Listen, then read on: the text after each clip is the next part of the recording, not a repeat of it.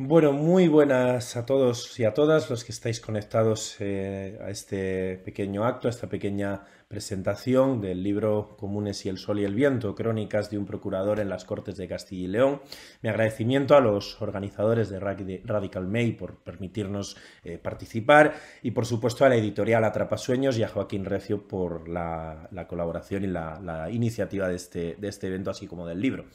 Bien, el libro que nos ocupa es un libro que nace a iniciativa de la editorial Atrapasueños, del propio Joaquín, que nos plantea la posibilidad de realizar un pequeño testimonio por escrito, de que quede un pequeño librito que cuente algunas de las conclusiones o algunas de las actividades que hemos desarrollado un pequeño grupo de militantes en las Cortes de Castilla y León entre el año 2015 y 2019. Es un libro que se inspira en buena medida en una práctica que estuvimos desarrollando durante estos 4 años, que era la práctica de los informes de gestión. Es decir, nosotros desde el principio creíamos que era muy importante que toda la militancia supiera todo lo que se estaba haciendo en el Parlamento por parte de Izquierda Unida. Creíamos muy importante, además, discutir estos informes con la militancia, también para escuchar sus opiniones acerca de la actividad y recibir un feedback acerca de por dónde teníamos que seguir tirando, además de, por supuesto, los órganos reglamentarios que van tomando sus decisiones democráticamente, ampliar y añadir este complemento, que es precisamente pues, el elaborar un informe con el cual toda la militancia pueda tratar directamente con el grupo parlamentario las cuestiones que le parezcan de interés. Y es un libro que tiene un planteamiento político de entrada, y es que nosotros creemos que la labor de un cargo público, sea un diputado o un concejal, no es simplemente la gestión, aunque hay que ser un buen gestor, y de hecho normalmente solemos serlo, bastante mejores que los políticos, digamos, de toda la vida, pero no basta con la gestión. Hay algo más. El objetivo de un cargo público, de una labor institucional, de un diputado, de un concejal o concejala, tiene que ser siempre la construcción de una alianza de clase o de fracciones de clase en torno a un proyecto de ruptura.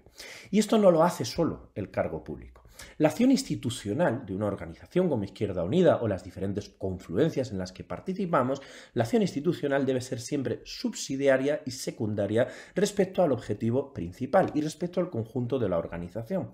Porque la tarea que tenemos por delante, el desafío que tenemos delante es tan tremendo. Es decir, partimos de una concepción gramsciana ante la cual el desarrollo del capitalismo ha generado un gobierno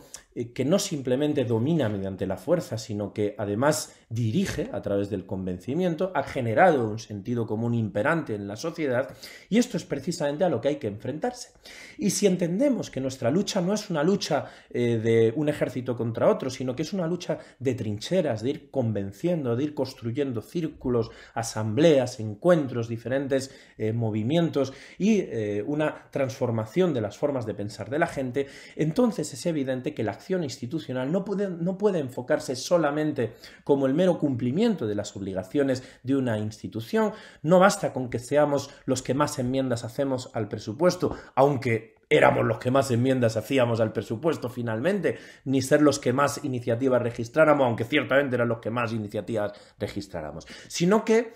la tarea política real comienza cuando se han terminado las obligaciones parlamentarias, con las cuales hay que cumplir y además hay que ser el mejor. Pero una vez que se ha terminado de cumplir con esto, empieza la verdadera política. Cuando cierran, digamos, las Cortes, los plenos, las comisiones y los debates de enmiendas de leyes, es cuando comienza la labor política real. Porque de lo que se trata es de ir construyendo una gran cultura alternativa, la cual solo es posible gracias a los militantes, simpatizantes y activistas, tanto de nuestra organización como del conjunto de movimientos que componen la izquierda alternativa en este país. Y de lo que se trata, por lo tanto, es de que la acción institucional siempre sea subalterna a esa estrategia. En ese sentido, nosotros entonces creemos que la labor principal de un cuadro institucional es triple. En primer lugar, hacer de altavoz las luchas sociales, como decía Lenin, hacer de caja de resonancia, de manera que el Parlamento sirva para elevar la voz de aquellos colectivos en lucha, del movimiento obrero en primer plano, pero también de todos esos colectivos locales que emergen muchas veces por una injusticia concreta, aquellos colectivos que nacen porque les quieren poner una mina a 30 kilómetros del pueblo y saben que sus ganaderos van a tener que cerrar, aquellos que saben que los recortes en la sanidad va a generar que 30 pueblos se queden sin acceso a un pediatra y tengan que hacerse 200 kilómetros para poder hacerse una radiografía, con lo cual nadie querrá tener hijos en ese pueblo y se mudará y continuará despoblándose. Aquellos colectivos que encuentran agresiones a sus pequeños agricultores y ganaderos o al medio ambiente, como es el caso de las macrogranjas, etc. Es decir, que el Parlamento sirva de portavoz no solo de las ideas de uno, ni siquiera de las ideas de la propia organización, aunque también, por supuesto, sino que debe ser altavoz del conjunto de ciudadanos que piensan y que luchan en un territorio determinado. Esto nos lleva al segundo eje, y es que la acción institucional debe servir para generar una política de alianzas con colectivos, asambleas, organizaciones, etcétera, con ese magma que está desarrollando una batalla cultural, y generar, además, permitir y ayudar, colaborar de alguna manera, a que estos colectivos que muchas veces nacen con un carácter local ante una cuestión muy concreta que les afecta a su pueblo, sean capaces de comprender el carácter global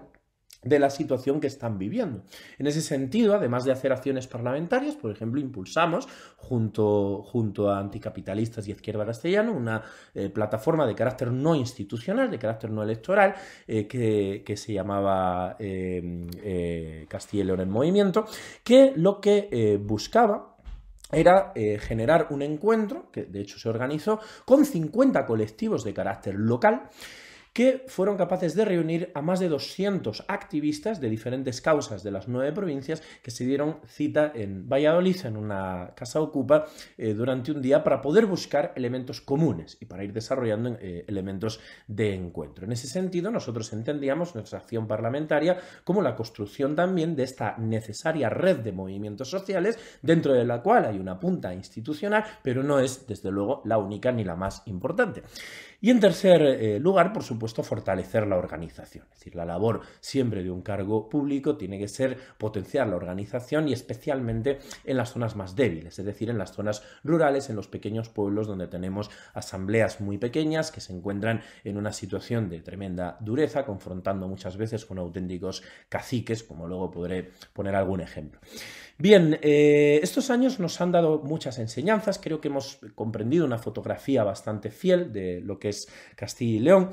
lo cual es muy representativa también del conjunto de la España vaciada, es decir, esa España de dos velocidades en la cual hay una parte del país que desde los años 60 comenzó a ser olvidada y que 60 años después continúa siendo olvidada sencillamente. Esa España de la cual siempre se marchan más personas de la que entran. Esa España que no tiene planes industriales de ningún tipo ni planes económicos, más allá de declaraciones electoralistas que realizan los partidos de gobierno con la complicidad lamentable de algunas fuerzas de oposición muchas veces,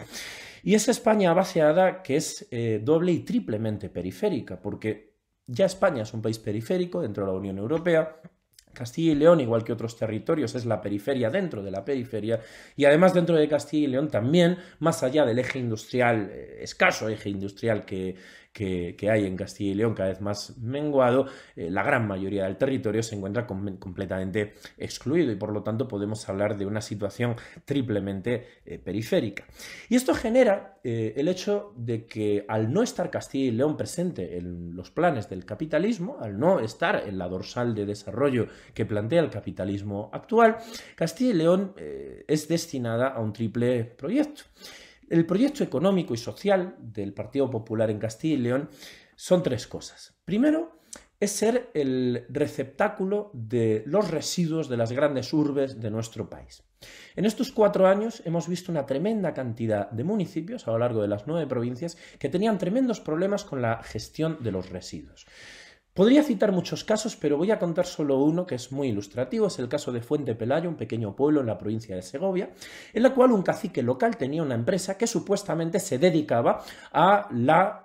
compostación, a recibir residuos de diferentes depuradoras y fábricas y tenía que compostarlos para crear abono. Bien, esto era falso, él se llevaba el dinero a cambio de quitarle los residuos a las fábricas, pero luego no compostaba, porque eso le habría costado un esfuerzo económico, económico y le salía mucho más barato sencillamente tirarlo por ahí. Arrendaba tierras a gente que no vivía en la zona, incluido un ayuntamiento del PSOE, por cierto, y en estas tierras lo que hacía era llenarlas de mierda, literalmente. Estoy usando la expresión que usaban los vecinos del pueblo, que se constituyeron como plataforma No Más Mierda, precisamente, y a lo largo de 10 años fue contaminando los alrededores de Fuente Pelayo y de otros 5 pueblos, hasta tal punto de que cuando soplaba el viento del noroeste, los vecinos de Fuente Pelayo y de otros 4 pueblos tenían que volver a lavar sus ropas que estaban tendidas porque se impregnaban de mal olor. Cuando el agricultor venía en coche de trabajar del campo, tenía que dejar el coche con la puerta abierta fuera de casa toda la noche porque venía impregnado de mal olor,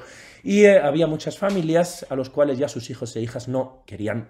visitar, no podían visitar porque generaban trastornos, porque generaban tremendos problemas, no solo psicológicos, sino también de salud física. Este pueblo al cual fuimos a visitar, fuimos recibidos por unas 200 personas que luego, a raíz de un compromiso adquirido, pues convertimos su lucha también en iniciativas parlamentarias. Este pueblo fue heroico, se movilizó a pesar de tremendas presiones, un cacique que nos siguió a través de sus matones con el coche, que le reventó un retrovisor a un coche de una agencia de noticias de Castilla y León, que le dio una paliza a un miembro de la plataforma, a varios les amenazó. Sus matones les introducían silicona en las cerraduras para fastidiarles. A un agricultor que se oponía a esta planta le quemó el pajar, literalmente. A otro le amenazó, le hizo una pintada en su casa. Bueno, una situación absolutamente de hace siglos, podríamos decir, y que sin embargo existe y que sin embargo se produce. Bien, este pueblo, por cierto, ganó. Este pueblo no se amedrentó, no tuvo miedo, se movilizó, estuvo luchando, y este pueblo finalmente tuvo su victoria y consiguió que a día de hoy en Fuente Pelayo ya no hay una planta de residuos que contamine sistemáticamente la zona. Queda por saber las consecuencias para la capa freática, que serán seguramente terribles. El segundo gran eje del proyecto de desarrollo del PP para Castilla y León es los proyectos de minería. Es decir, somos una comunidad donde, por cierto, la minería ha tenido unas consecuencias socioeconómicas tremendas. Las comarcas mineras de León, que han sido absolutamente aniquiladas por el capitalismo, comarcas que fueron obligadas durante más de un siglo a vivir de un solo sector, que era el carbón, y que fueron cerradas por decisión de Iberdrola, de Endesa, de las grandes multinacionales de capital privado, que decidieron que era más barato quemar carbón extranjero que carbón local. En España hubo, no olvidemos, empresas de energía pública que fueron privatizadas, y en consecuencia el Estado se lavaba las manos mientras estas comarcas desaparecían. Ni que decir tiene que la energía térmica debe desaparecer, y por supuesto que debía terminarse en algún momento el carbón, pero no de la manera que se ha hecho, que ha sido asesinando la vida laboral y social de las comarcas mineras, tanto en León como en otras comarcas españolas, como el caso de Asturias. Pues bien, ahora que estamos sufriendo las consecuencias de obligar a un territorio a vivir de un solo elemento que se acaba, como es el caso de la minería del carbón en León, resulta que lo que pretende el PP es obligar a nuevas comarcas diferentes, donde jamás ha habido minería, obligarlas a vivir de formas de minería nuevas. Hay una especialmente grave, que es la minería del uranio, que se quiere instalar en el Campo Charro de Salamanca, que es un tipo de minería que además es muy agresiva, primero contra el pequeño y mediano agricultor y ganadero, porque por supuesto lamina cualquier posibilidad de producción, no solo en donde se ponga la mina, sino alrededor. Y además estamos hablando de una minería que va acompañada de una planta de concentrado, es decir, no solo se extrae el uranio, sino que además se concentra y se generan residuos radiactivos que luego se transportan y se almacenan, con toda la peligrosidad que esto implica. Todo a favor de una gran empresa multinacional que se llama Berkeley, de capital australiano, que es una empresa que lleva durante años intentando desarrollar este proyecto, pero que se ha encontrado una tremenda oposición vecinal de los pueblos, de los propios habitantes de las zonas, en su mayoría agricultores, ganaderos y ganaderas de esta comarca. Este modelo se puede ver a lo largo de Castilla y León. En Ávila había 3 modelos de minería abierta de feldespatos, Se podía observar también diferentes proyectos en Zamora, y el año pasado se aprobó una ley rápida para generar que los nuevos proyectos de minería que se pudieran desarrollar a lo largo de la Castilla y León en terreno rústico no requirieran los grados de permisos que requerían inicialmente, es decir, para eliminar los controles públicos y agilizar en todo caso los nuevos proyectos de minería. La estrategia de Castilla y León en esta materia es muy clara, de hecho está aprobada en un documento: la entrega de nuestros recursos naturales de carácter mineral a grandes transnacionales para su explotación temporal. Por cierto, este tipo de minas, que tienen una vida útil de unos 10 años, destruyen todo el tejido agroganadero, que es el que fija población en el medio rural, y a los 10 años se van. Y sencillamente todo aquello que han destruido a continuación ya no se puede reconstruir en muchísimos años. Bien, el tercer eje es el eje de las macrogranjas, del cual seguramente habéis oído hablar. La macrogranja es un fenómeno típicamente capitalista. En realidad la macrogranja no es más que el desarrollo de la vieja ley de concentración del capital que explicó Marx perfectamente. Y es que el capital tiende siempre a concentrarse en pocas empresas con cada vez más capital y a eliminar al pequeño productor. Esto está pasando en el campo de Castilla y León, está pasando en muchos sectores, pasa con el sector lácteo, en el cual ya las grandes superficies de Castilla y León están vendiendo leche que viene de leche en polvo del extranjero, mientras que los productores lácteos se ven obligados a tirar su leche porque nadie se la compra y a cerrar. Está pasando en el sector porcino, en el sector avícola, en el sector diferentes sectores agroganaderos, también en el cordero, etcétera. Se genera una importación de una tremenda cantidad de alimentos, lo cual es además muy contaminante por los costes de transporte, en lugar de apostar por la agricultura sostenible de proximidad, y eso significa la muerte laboral de cientos de familias del campo de Castilla y León cada año. El caso de la macrogranja es ya el último paso en esta evolución. Es decir, miren, mi abuela tenía en un pueblecito de Soria, tenía 2 vaquitas, con las cuales alimentó a sus 10 hijos y a sus nietos cuando estábamos de visita, y cuando les sobraba leche se lo podía vender por unas pocas pesetas a una vecina. Esto hace ya años que no se ve en Castilla y León, ya no se ve gente con 2 vacas, porque ahora para tener una explotación láctea hay que tener una explotación de al menos 80, 100, 200 vacas para que sea rentable. El siguiente paso que quiere dar el capitalismo ya es el de macrogranjas de 5.000 y 10.000 cabezas de vacuno, como la que se quiere plantear en Noviercas, que se ha llegado a plantear que pueda tener hasta 15.000, 20.000. Hablamos de una planta de capital internacional con oscuros vínculos con grandes empresas, entre ellos con el empresario Carlos Slim de México, una macrogranja que se intentó hacer en Navarra pero que no se pudo hacer allí por la presión social, y que de repente llegó a Castilla y León y se encontró con la alfombra roja por parte de nuestro gobierno autonómico. Una planta de ganadería que va a consumir 5 veces más cantidad de agua que todos los ciudadanos de la provincia de Soria juntos, y que va a generar más residuos que todos los habitantes de Soria juntos.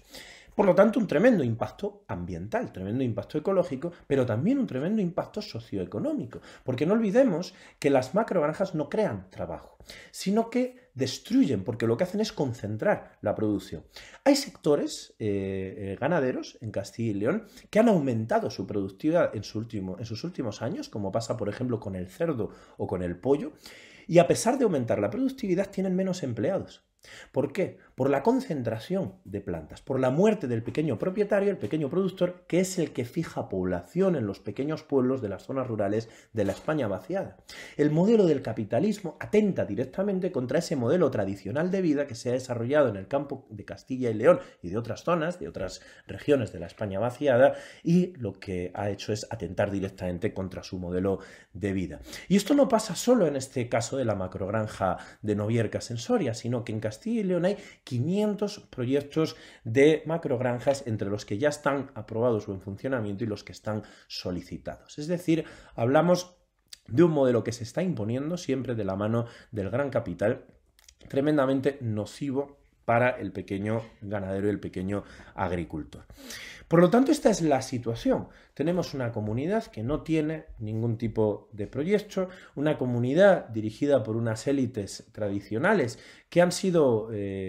completamente serviciales al gran poder centralista de Madrid y al gran poder financiero internacional y europeo, y una comunidad que a lo largo de los últimos años lo único que ha contemplado ha sido deslocalizaciones y desindustrialización, debido a que nuestra escasa potencia industrial se encuentra en manos de grandes multinacionales que cierran plantas, como sucedió en la planta de aerogeneradores de Vestas en León, o como ha sucedido en Valladolid o en otros espacios que han decidido cerrar, no para evitar pérdidas, sino sencillamente para aumentar beneficios, es decir, llevarse la producción a otro lado. Este tipo de cuestiones las veíamos prácticamente cada mes, cierres y deslocalizaciones absolutamente inexplicables en plantas tremendamente rentables que solo un año antes eran felicitadas por su alta productividad, con trabajadores perfectamente cualificados, empresas que además se habían llevado millones y millones en subvenciones públicas por poner su empresa en ese territorio y que al día siguiente de su compromiso de permanencia sencillamente se van, y por lo tanto donde no se plantea una alternativa. Frente a todo esto es necesario crear una gran alianza social, y para eso tenemos que también generar un cambio cultural, y la primera idea es que el cambio es posible. Por eso este libro intenta ser también un libro esperanzador, y por eso este libro se abre y a lo largo del libro tiene algunas historias también, con historias de esperanza, con pequeñas victorias que hemos visto a lo largo de los últimos 4 años.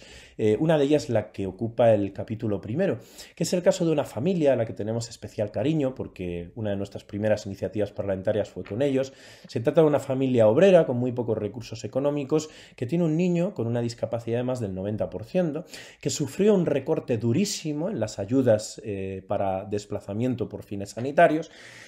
hasta tal punto de que por una semana de hospitalización necesaria, obligatoria, en Salamanca, esta familia recibió la cuantía de 14,80 €. Bueno,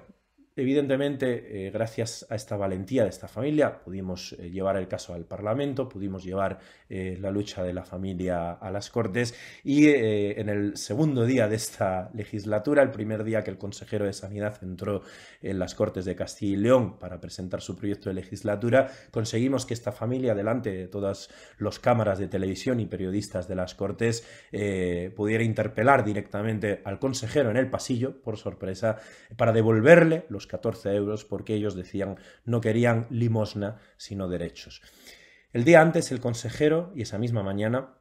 había dicho que no iba a revertir este recorte. Después de que esta familia le plantara cara delante de los medios de comunicación y de todo el personal de las Cortes, este consejero admitió y reconoció que tenía que revertir este recorte. Una pequeña victoria en un territorio aparentemente conservador, donde aparentemente tenemos fama de que nunca pasa nada y donde nunca cambia nada, pero que sin embargo ha visto ejemplos de personas valientes, de colectivos que luchan contra las deslocalizaciones, de grupos de trabajadores sindicalizados que pelean por sus derechos, plataformas que surgen en el medio rural contra proyectos mineros como el del uranio o el de los feldespatos en Ávila, que ha encontrado una tremenda resistencia popular en los pueblos, precisamente de gente con la ayuda de la población vinculada, de los familiares de la ciudad, que han hecho frente a estas multinacionales de una manera heroica y que han conseguido paralizar e incluso cancelar algunos de estos proyectos. Y de lo que se trata es de que esta potencialidad de lucha, de que esta esperanza